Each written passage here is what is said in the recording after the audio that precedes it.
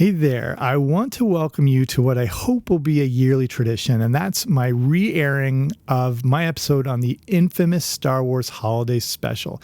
If this is the first time you're hearing about this thing, you are in for a disastrous treat. If you remember this episode I've done, I hope you enjoyed this look back at it. The Star Wars Holiday Special has somehow become a part of my regular holiday viewing, and I watch it every Festivus, which is December 23rd. But ever since this episode I did about the Holiday Special came out last year, there have been some more occurrences and references to it. This is proof that this thing will never go away, and maybe we are getting closer to a full remastered re-release of it. When I first released this episode, there were nods to the Holiday Special in The Mandalorian when they referenced the Wookiee Holiday Life Day, meaning the Star Wars Holiday Special is now Star Wars canon. There's also the Lego Star Wars Holiday Special that also referenced Life Day and used actual audio footage of the Wookiees from the original special. Since then, there have been a few new inclusions of the Star Wars Holiday Special in the mainstream. The first is the announcement of a Guardians of the Galaxy Holiday Special for Disney Plus to be released next year. This will no doubt make reference to the original Star Wars one. Then, if you saw the Disney Plus documentary on Boba Fett, you saw the part where George Lucas reluctantly references the Holiday Special. This is a big deal, as he has famously refused to have anything to do with its existence. And what he's referencing is the cartoon in the Holiday Special, which featured the very first appearance of Boba Fett. And this relates to the most significant development, and that is release of the Star Wars Vintage Collection on Disney+. This collection features those old Ewok live-action TV movies from the 80s, the Ewoks cartoon, and then the inclusion of a 10-minute cartoon called The Faithful Wookiee.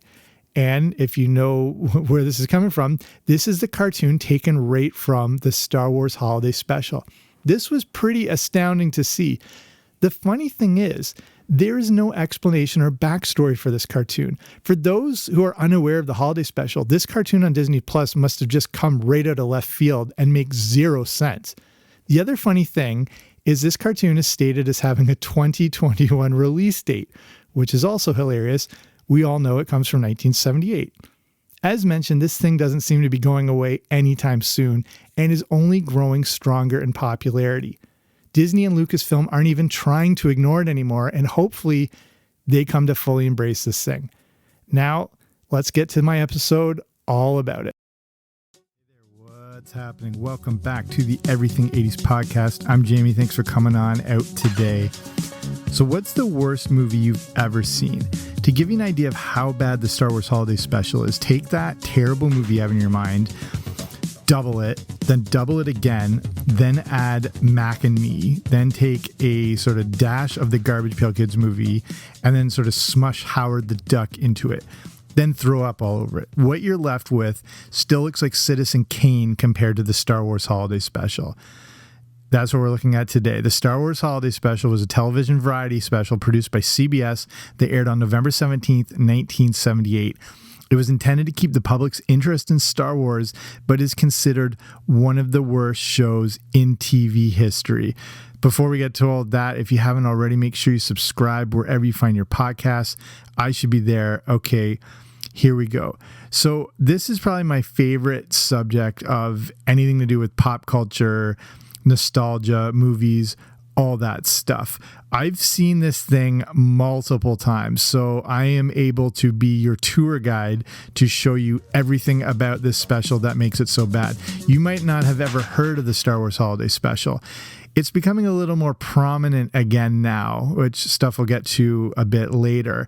So you might be familiar with it. If you've already seen it, you know exactly what I'm talking about, but I'm going to go further into depth. If this is the first time you're ever hearing of this thing, buckle up. Okay, here we go.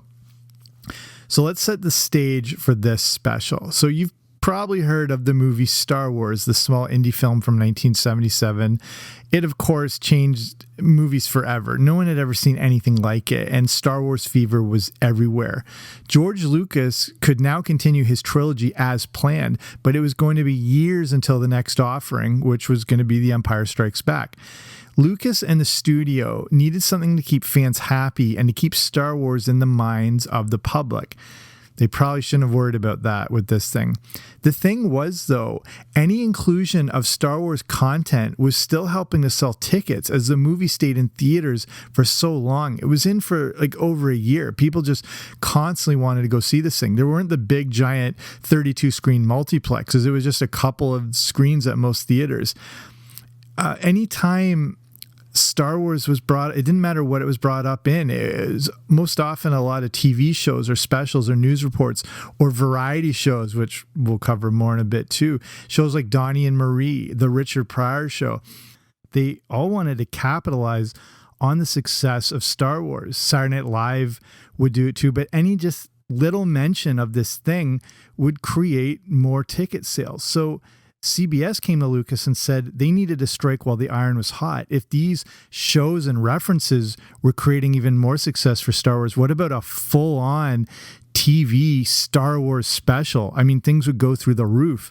But George Lucas was a busy guy. He obviously had The Empire Strikes Back to focus on. He had a lot more money and freedom now to create the movie of his dreams.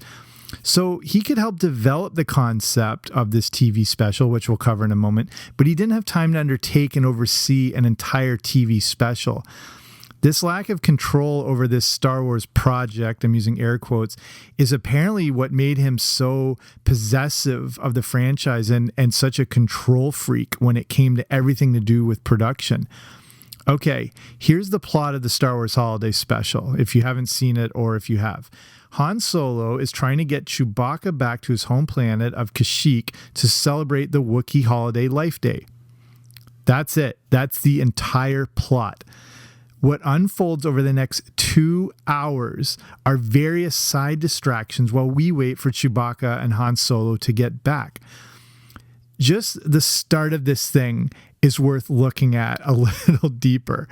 We start in the home of his family, and that includes his son Lumpy, Chewbacca's wife Mala, and his father Itchy. If you needed a quick indicator of how bad this thing is, you find out in the immediate opening scene. For 10 straight minutes, there is not a single line of dialogue. All we hear are the Wookiees communicating with each other. It's nearly half the length of an average sitcom without commercials. There are no subtitles.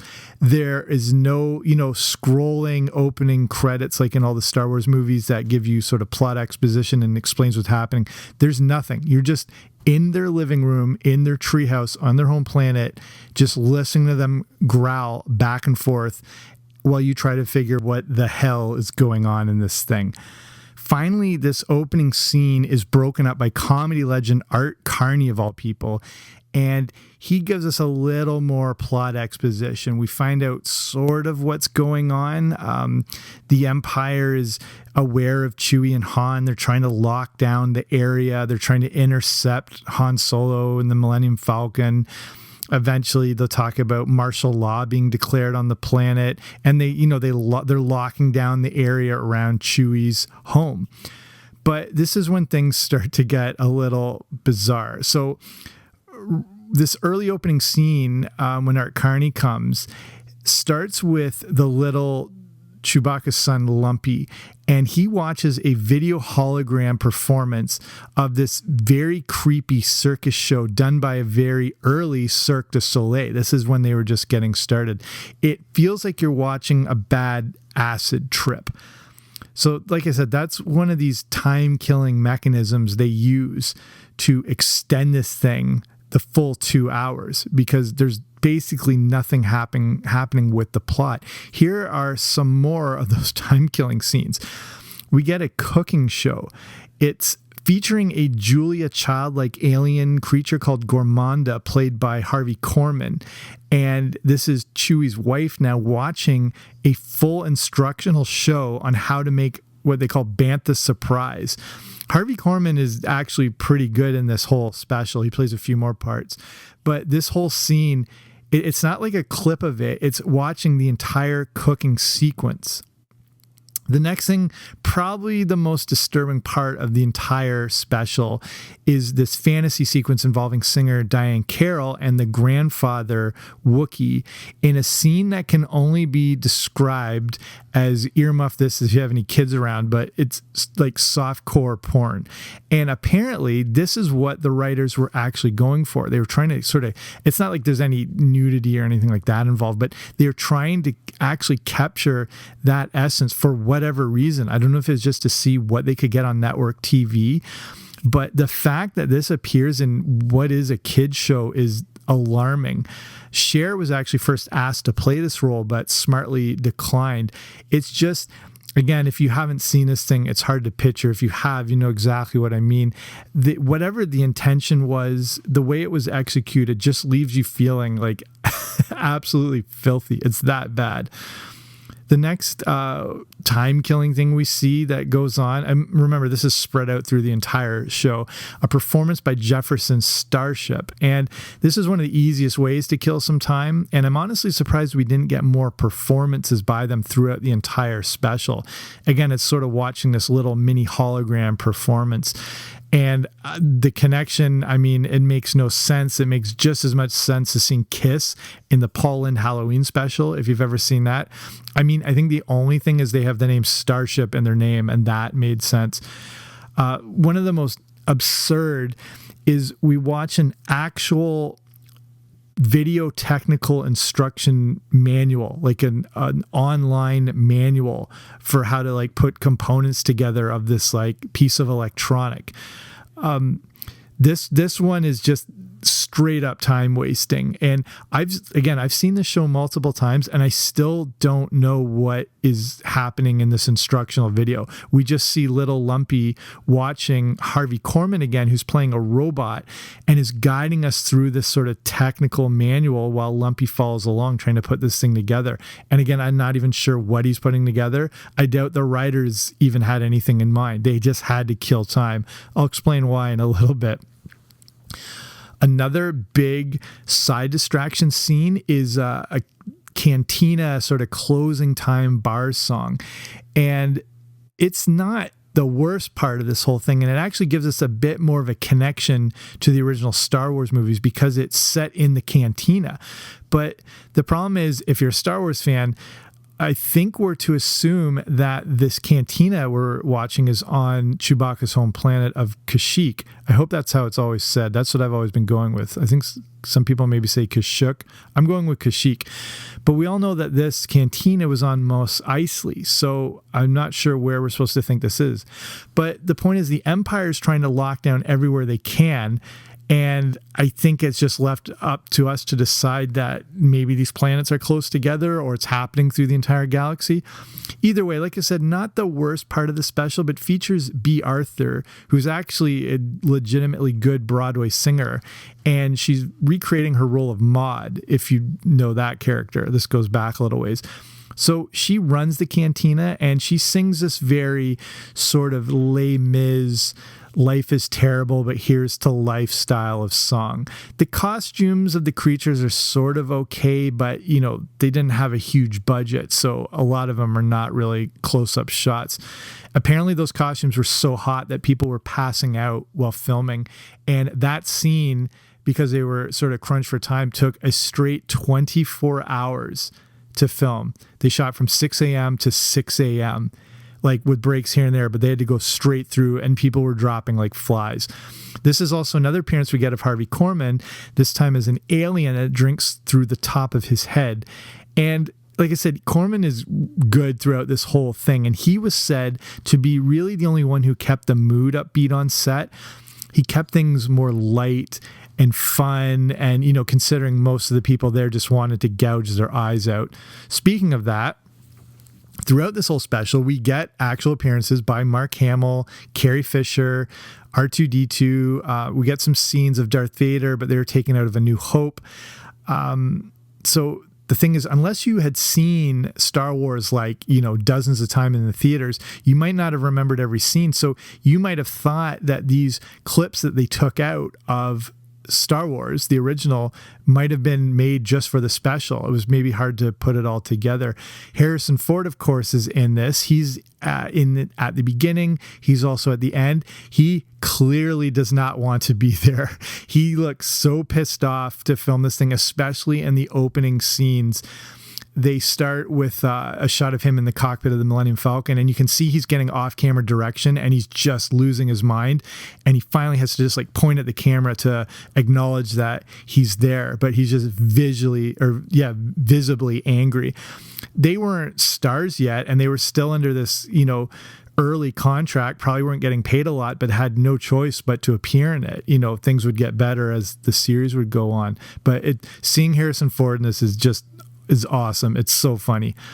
Okay, so there's enough ludicrous stuff going on anyway, and there's one actually decent part, which if you've seen it, you know what I'm talking about. We'll get to that in a second.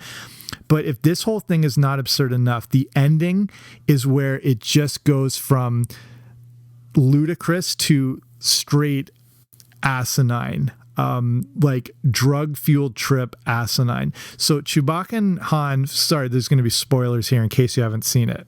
Here's your spoiler warning. Chewbacca and Han have finally got home. There's some battles with some stormtroopers, nothing substantial, just these little set-piece fights. So now the Life Day celebrations can begin.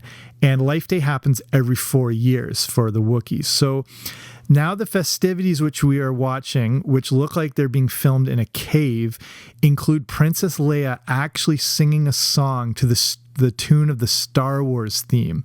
While she's singing, the Wookiees are now walking around in these long red robes in this sort of weird, looks like an animal cult scene.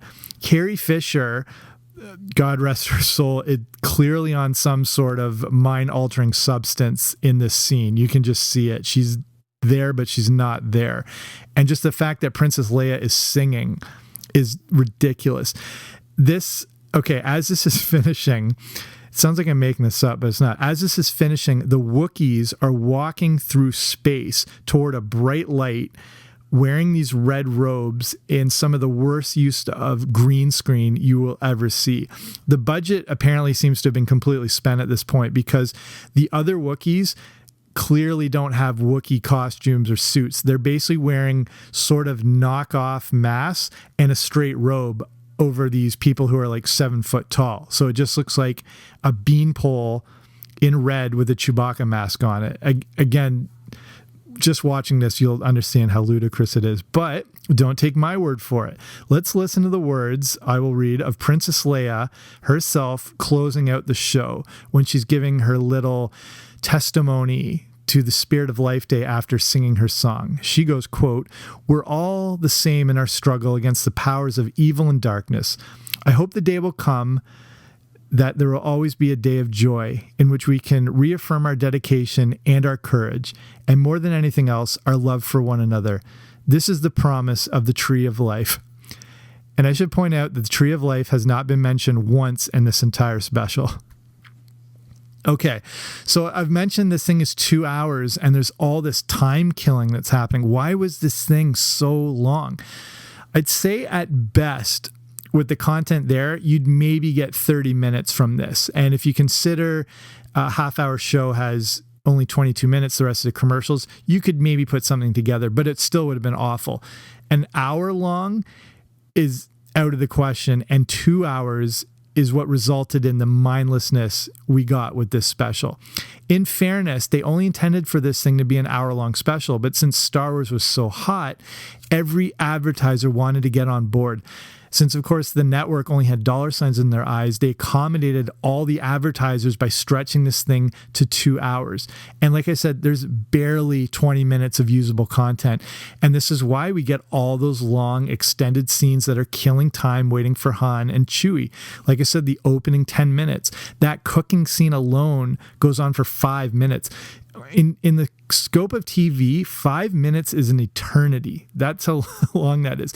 Again, and then there's stretches of time with no dialogue. The cantina scene feels like it's its own like half-hour show. It just seems like it's never ending.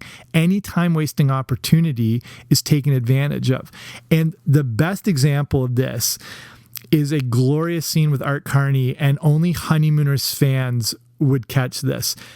So if you don't know the Honeymooners, it's kind of hard to explain, but as his character in the Star Wars Holiday Special, he's sitting down to show one of the guards one of these pieces of equipment, and he goes into the classic Ed Norton bit. And if you don't know this from the Honeymooners, he would always do these scenes where if he had to sign a piece of paper or, do something, he would always take forever to set himself up. He would sweep dust away. He would make sure his hat was right. He would make sure the lighting, and it would always result in Ralph Cramden just exploding and yelling at him to get on with it. So they do this exact scene in the Star Wars Holiday Special as Art Carney's character is doing all these things, getting distracted, and then the guard just loses it on him. So that was a brilliant, not only time-wasting scene, but a callback to one of the greatest shows of all time in the Honeymooners.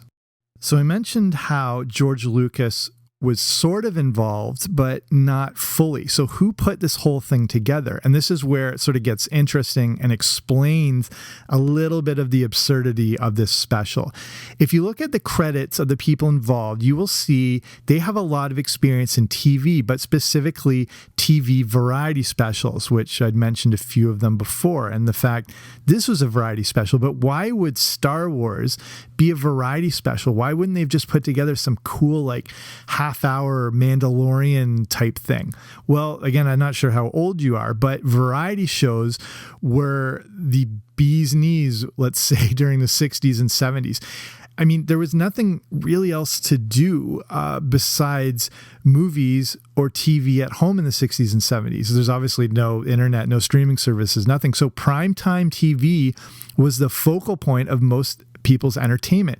And since there were only 3 networks, variety shows were these large, giant sort of celebrations of entertainment, and they were treated like major events.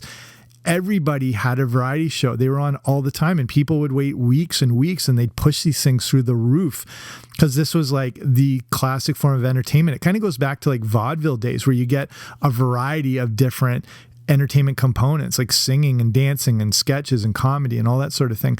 I mean, just over the years, you've probably been familiar with some of these variety shows like Sonny and Cher. I said Donnie and Marie, the Carol Burnett Show, maybe the most famous example, the Brady Bunch Variety Hour. I mentioned the Paul Lynde Halloween special.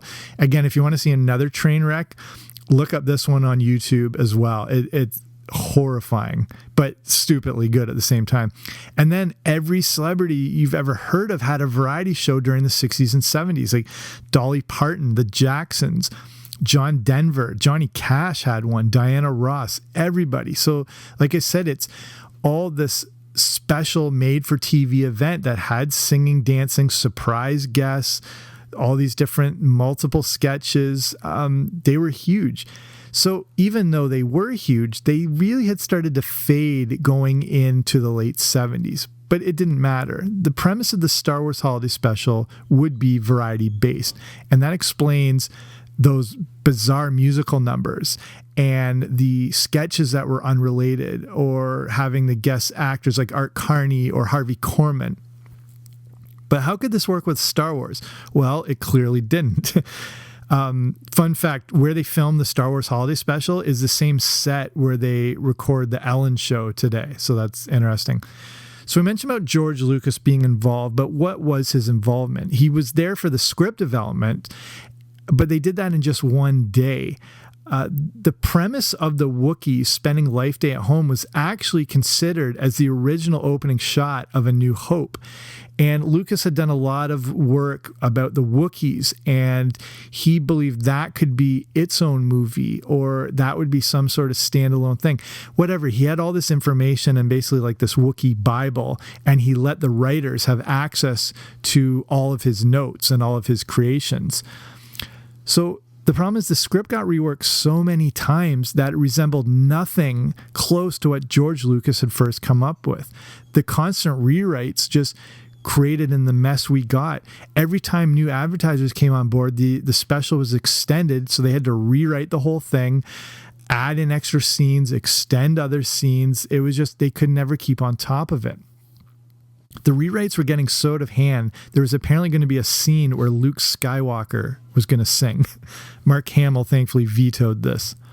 Okay, so I mentioned there was one good part of the special, and here it is. The only standout is an animated sequence that happens sort of around the halfway point.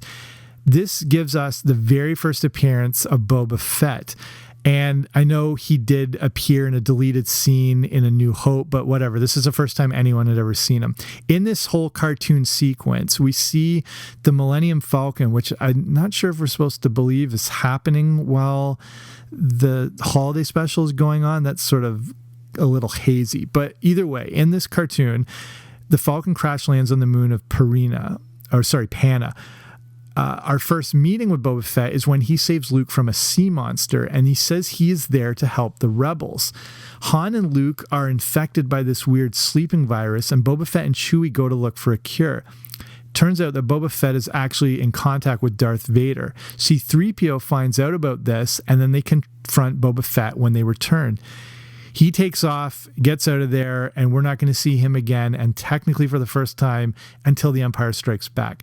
So the cartoon is pretty great, and you can sometimes find just versions of the cartoon on YouTube. Some of the full holiday specials have it removed due to whatever copyright issues.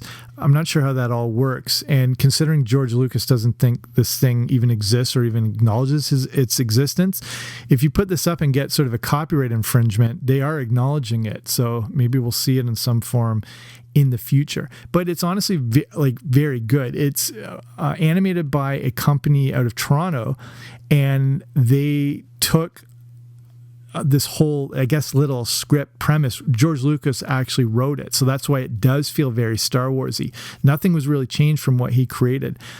They animate it in a certain style, which gives it a bit of that 70s dated look, but I think also makes it really unique. And the cartoon also features all the voices of the principal actors, so that's what, again, makes it really cool, instead of just getting sort of substitutes. Interesting thing, Don Franks performs the voice of Boba Fett. You might know him best as the voice of Dr. Claw on Inspector Gadget. Okay, so how did the Star Wars Holiday Special go over? So obviously not well, but I assume you already knew that. It only aired one time and then essentially disappeared forever. But for that night, in the ratings, it did decently, but of course it should have. This was a Star Wars event for TV after all. And the opening minute and the opening credits make it seem awesome until it gets going. So for the ratings, it did well, drawing in around 13 million viewers, but it actually didn't even win its time slot.